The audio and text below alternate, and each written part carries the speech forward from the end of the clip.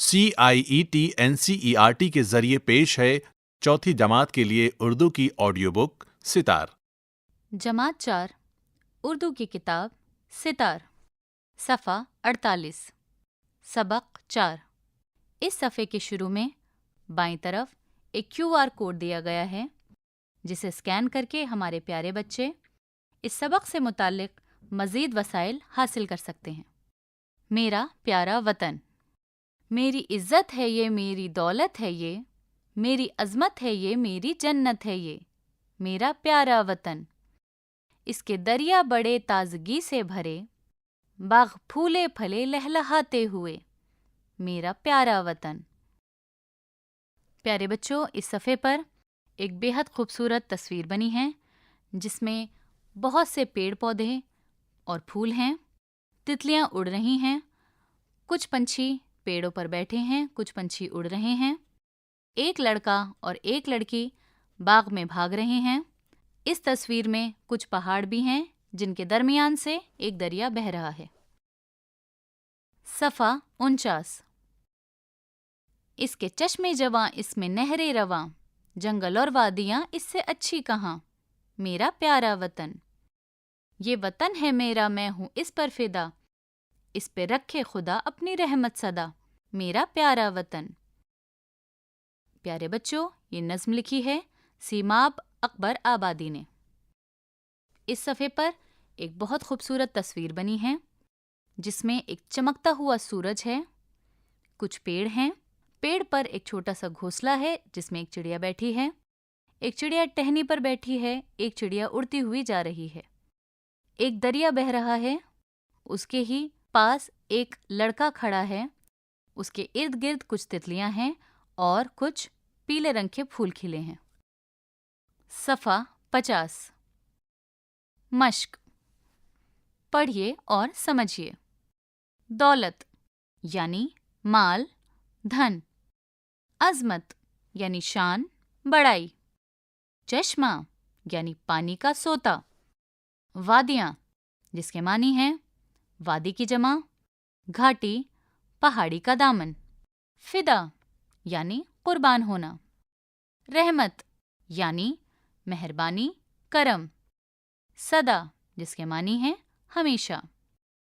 پیارے بچوں، اس کے بائیں طرف ایک خوبصورت سی تصویر بنی ہے جس میں سورج چمک رہا ہے، کچھ چڑیاں اڑ رہی ہیں، ایک دریا بہہ رہا ہے، پہاڑ ہیں، کچھ پیڑ ہیں اور تھوڑی سی ہری ہری سی گھاس ہے۔ سوچئے اور بتائیے۔ پیارے بچوں، اب ہمیں کچھ سوالات دیے گئے ہیں جو اس نظم پر مبنی ہیں۔ ہر سوال کے بعد کچھ خالی جگہ دی گئی ہیں، ان خالی جگہ کو آپ ان کے جوابات سے پر کریں گے۔ سوال 1، نظم میں شاعر نے اپنے وطن کی تعریف کن لفظوں میں کی ہے؟ خالی جگہ۔ صفحہ 51۔ شاعر نے اس نظم میں قدرتی مناظر کی خوبیوں کا ذکر کس طرح کیا ہے؟ خالی جگہ۔ سوال 3، اس نظم کا کون سا بند آپ کو پسند آیا اور کیوں؟ خالی جگہ۔ سوال 4، شاعر خدا سے اپنے وطن کے لیے کیا دعا مانگ رہا ہے؟ خالی جگہ۔ سوال 5، شاعر نے اس نظم کے پہلے بند میں اپنے وطن کے بارے میں کیا کیا کہا ہے؟ خالی جگہ۔ سوال 6، اس نظم کے دوسرے بند کو نثر میں لکھیے۔ خالی جگہ۔ اگلا سوال، درج ذیل مصرعے مکمل کیجیے۔ پیارے بچوں، اب آپ کو اس کے نیچے کچھ نامکمل جملے دیے گئے ہیں جو کہ اسی نظم پر مبنی ہیں۔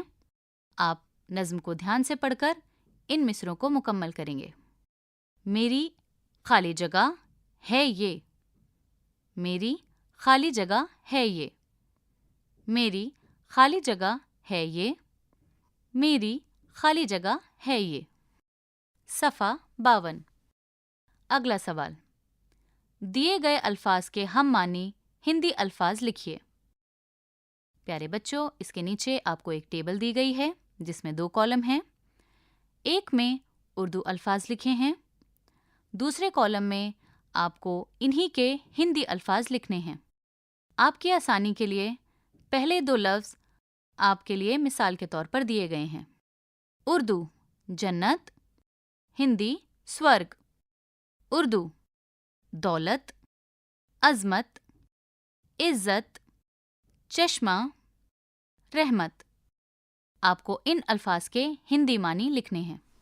اگلا سوال، دیے ہوئے الفاظ میں سے مذکر اور مؤنث کو الگ الگ کر کے لکھیے۔ پیارے بچوں، اس میں آپ کو 2 کالم دیے ہیں، ایک مذکر کا اور ایک مؤنث کا۔ بیچ میں ایک پھولدار خوبصورت سا گلدستہ بنا ہے، جس کے ہر پھول میں آپ کو ایک لفظ دیا گیا ہے۔ آپ کو ان پھولوں کے بیچ میں بنے ہوئے الفاظ کو اٹھانا ہے اور مذکر یا مؤنث الگ الگ کالم میں رکھنا ہے۔ گلدستے میں دیے ہوئے الفاظ ہیں دولت، جنت، باغ، رحمت، دریا، وطن، عزت، جنگل، عظمت، چشمہ۔ صفحہ 53۔ اگلا سوال، نیچے دیے گئے لفظوں کے جملے بنائیے۔ عظمت خالی جگہ، وطن خالی جگہ، باغ خالی جگہ، تازگی خالی جگہ، ہندوستان خالی جگہ۔ ان خالی جگہوں کو آپ کو ان سے بننے والے جملوں سے مکمل کرنا ہے۔ اگلا سوال، کالم الف کے مطابق کالم بے کے صحیح جوڑ ملائیے۔ پیارے بچوں، اب آپ کو 2 کالم دیے ہیں، کالم الف اور کالم بے۔ کالم الف میں کچھ نامکمل جملے ہیں۔ آپ کو ان نامکمل جملوں کو کالم بے کے مناسب ٹکڑے سے ملا کر مکمل کرنا ہے۔ پیارے بچوں، ایک آپ کی آسانی کے لیے مثال کے طور پر آپ کو ملان کر کے دیا ہوا ہے۔ میری عزت ہے یہ کالم الف، کالم بے میری دولت ہے یہ۔ ان دونوں کو ملایا گیا ہے۔ اسی طرح آپ باقی بھی بچے ہوئے جملوں کو آپس میں ملائیں گے۔ کالم الف، میری عزت ہے یہ، اس کے دریا بڑے، اس کے چشمے جواں، یہ وطن ہے میرا، اس پہ رکھے خدا۔ کالم بے، تازگی سے بھرے، اپنی رحمت صدا، میں ہوں اس پر فدا، میری دولت ہے یہ، اس میں نہریں رواں۔ صفحہ 54۔ اگلا سوال، کیجیے، درج ذیل تصویر میں رنگ بھریے۔ پیارے بچوں، اس سوال کے نیچے آپ کو ایک سمندر کی تصویر دی گئی ہے جس میں آپ کو رنگ بھرنا ہے۔ اس میں کچھ پیڑ ہیں، کچھ چھاتے لگے ہیں چھائے کے لیے، چٹائی ہے، کچھ کھانے پینے کا سامان ہے، ٹیوب ہے، دریا میں ناؤ بھی چل رہی ہیں۔ اساتذہ کے لیے ہدایت، وطن پرستی کے موضوع پر لکھی گئی نظمیں آڈیو اور ویڈیو کے ذریعے کلاس میں سنوائی جا سکتی ہیں۔ بچوں کو ان کے آس پاس کے قدرتی مناظر دکھانے کے لیے لے جایا جا سکتا ہے۔ اسکول کی اسمبلی میں بچوں سے یہ نظم پڑھوائی جا سکتی ہے۔ صفحہ 55۔ عادل کو لال قلعہ تک پہنچائیے۔ پیارے بچوں، اس صفحے پر آپ کو ایک بھول بھلیا دی گئی ہے۔ ایک کونے پر عادل بنے ہیں، دوسرے کونے پر لال قلعہ۔ صحیح راستے کو تلاش کرتے ہوئے عادل کو بھول بھلیا سے گزرنا ہوگا اور لال قلعے تک پہنچنا ہے۔ پہیلی، انسانی جسم کا وہ کون سا حصہ ہے جس کو الٹا پڑھو تو دوسرے حصے کا نام بن جاتا ہے؟